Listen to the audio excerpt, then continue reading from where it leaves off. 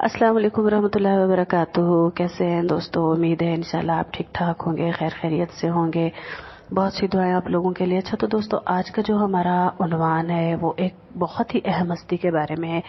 جن کا نام ہے حضرت خالد بن ولید۔ حضرت خالد بن ولید کے نام سے کون واقف نہیں ہے؟ یقیناً آپ سب ان کے بارے میں بخوبی جانتے ہوں گے۔ ان کو اللہ کی تلوار کہا گیا تھا اور یہ لقب ان کو ان کی بہادری کی وجہ سے ملا تھا۔ یہ ہر چھوٹا بڑا جانتا ہے، لیکن دوستو ان کی شخصیت کے بارے میں چند انتہائی اہم اور دلچسپ باتیں جو کہ بہت سارے لوگ ہیں جو کہ نہیں جانتے۔ تو ان کی ذات کے بارے میں آپ لوگوں کو جانتی ہوں کہ آپ لوگوں نے کبھی سوچا کہ حضرت خالد بن ولید جو کہ ایک بڑی اہم ہستی ہیں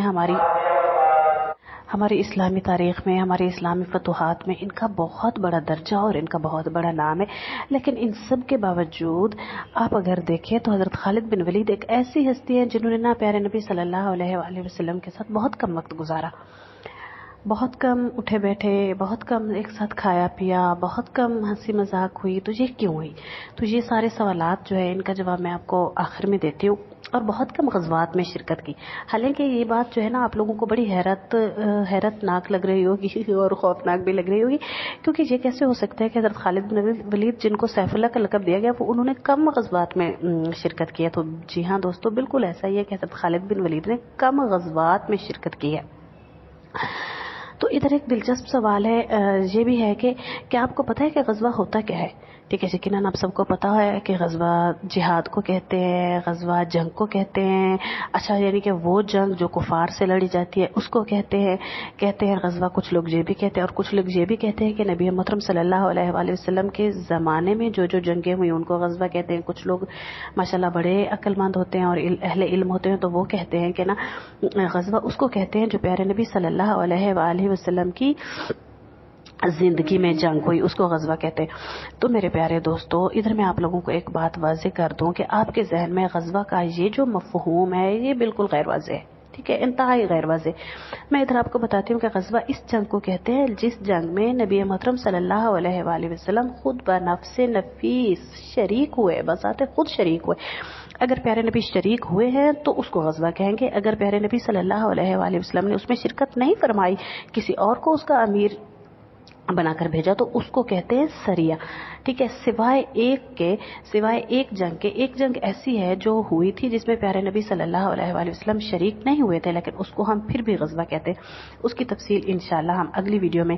ضرور میں آپ کو بتاؤں گی کہ اس غزوے میں ایسی کیا اہم بات ہے، ایسا کیا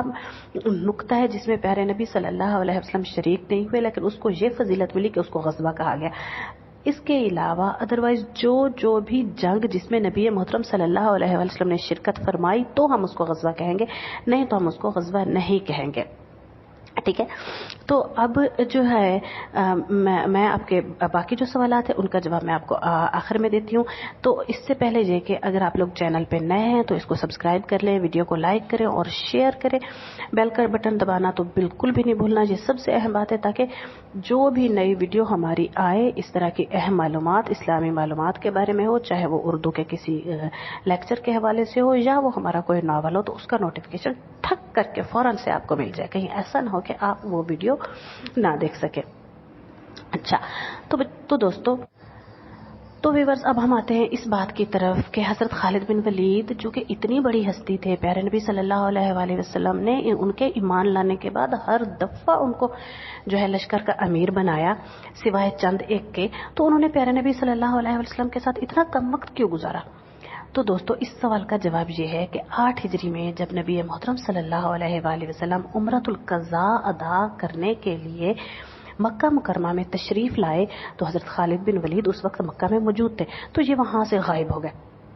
حضرت خالد بن ولید کے بھائی جو تھے ولید بن ولید، انہوں نے ان کو خط لکھا جس میں انہوں نے ان کو اس وقت اسلام کی دعوت دی اور یہ بھی بتایا کہ نبی محترم صلی اللہ علیہ وآلہ وسلم تمہارے بارے میں کیا کہتے ہیں۔ تو نبی محترم صلی اللہ علیہ وآلہ وسلم نے ان کے بارے میں فرمایا تھا کہ اس جیسا آدمی، یعنی اس جیسا بہادر آدمی، اس جیسا عقل مند آدمی، اس جیسا باشعور آدمی اسلام سے بے خبر نہیں ہو سکتا۔ اگر وہ اپنی صلاحیتوں اور توانائیوں کو مسلمانوں کے ساتھ مل کر مشرکین کے خلاف استعمال کرے تو اس میں اس کے لیے خیر ہی خیر ہے۔ تو حضرت خالد بن ولید کے بھائی جو ولید بن ولید تھے، انہوں نے جب حضرت خالد بن ولید کو خط میں یہ پیارے نبی صلی اللہ علیہ وسلم کے الفاظ لکھ کر بھیجے تو حضرت خالد بن ولید جو کہ اسلام کو جانتے بھی تھے اور اس وقت مانتے بھی تھے اور ان کے دل میں محبت بھی تھی، تو یہ خط پڑھ کر ان کے دل میں اسلام کی اور نبی محترم صلی اللہ علیہ وسلم کی محبت مزید بڑھ گئی۔ پھر انہوں نے اپنے دوست حضرت عثمان بن ابی طلحہ اور حضرت عمر بن عاص سے اس کا ذکر کیا، چنانچہ یہ دونوں بھی حضرت خالد بن ولید کے ساتھ مدینہ منورہ چلے گئے، کیونکہ پیارے نبی تو ہجرت کر کے مدینہ میں چلے گئے تھے، تو 8 ہجری میں بھی ادھر ہی چلے گئے تھے پیارے نبی عمرۃ القضاء ادا کر کے۔ تو پھر اس میں حضرت خالد بن ولید اپنے ان دو دوستوں کو حضرت عثمان بن ابی طلحہ اور حضرت عمر بن عاص رضی اللہ تعالیٰ عنہم اجمعین کو لے کر مدینہ پہنچے اور وہاں نبی اکرم صلی اللہ علیہ وسلم کے پاس جانے کا ارادہ کیا کہ ہم جا کے اسلام قبول کرتے۔ تو نبی اکرم صلی اللہ علیہ وسلم کو جب ان کے اسلام لانے کی، ان کے آنے کی اطلاع ہوئی تو آپ صلی اللہ علیہ وسلم بے حد خوش ہوئے، بے حد خوشی کا اظہار فرمایا، اور پیارے نبی صلی اللہ علیہ وسلم نے ان 3 صحابہ کے بارے میں شاندار الفاظ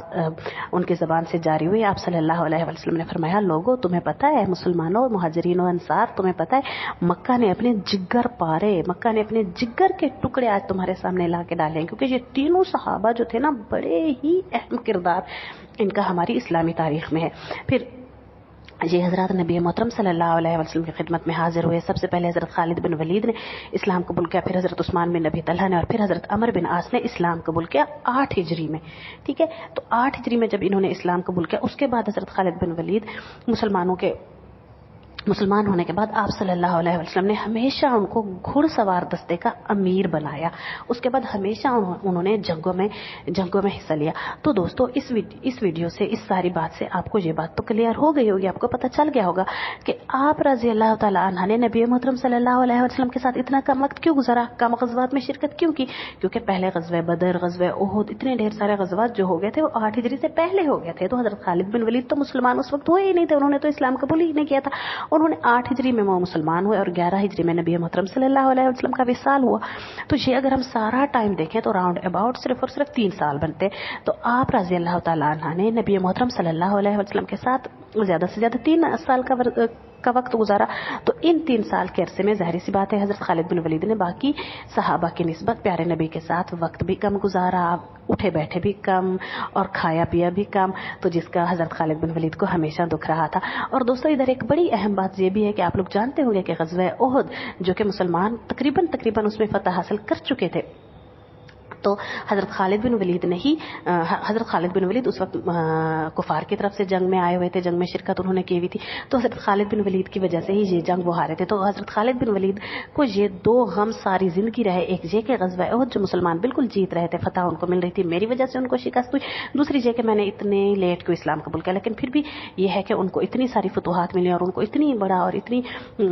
فضیلت والا لقب ملا سیف اللہ، جس کی وجہ سے وہ پھر مسلمان جس طرح کاش اور اگر مگر نہیں کرتا تو وہ اس بات پہ سیٹسفائیڈ اور مطمئن تھے۔ یہ ہے آج کی ہماری ویڈیو، اور یہ تھی ہماری اصل حقیقت حضرت خالد بن ولید رضی اللہ تعالیٰ عنہ کی زندگی کی۔ تو امید ہے دوستو آپ کو یہ ویڈیو بہت پسند آئی ہوگی، اور میری آپ لوگوں سے درخواست ہے کہ ویڈیو کو لائک کریں، شیئر کریں، سبسکرائب کریں، اور سبسکرائب تو ویسے یقیناً آپ لوگوں نے کر ہی لیا ہوگا، لیکن اگر نہیں کیا، آپ لوگ نئے ہیں تو جلدی سے اس ویڈیو کو سبسکرائب کریں، بیل کا بٹن تو بالکل دبانا نہیں بھولنا، تاکہ ہر ویڈیو آپ کی طرف فوراً سے پہنچے، اور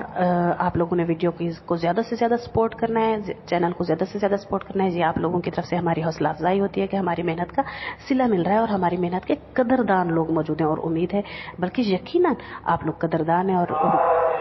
ضرور آپ اس چینل کو سبسکرائب کریں گے، سپورٹ کریں گے، اور ملتے ہیں انشاءاللہ ایک نئی ویڈیو کے ساتھ۔ تب تک دعاؤں میں یاد رکھیے گا۔ اللہ تعالیٰ آپ کا حافظ و ناصر ہو۔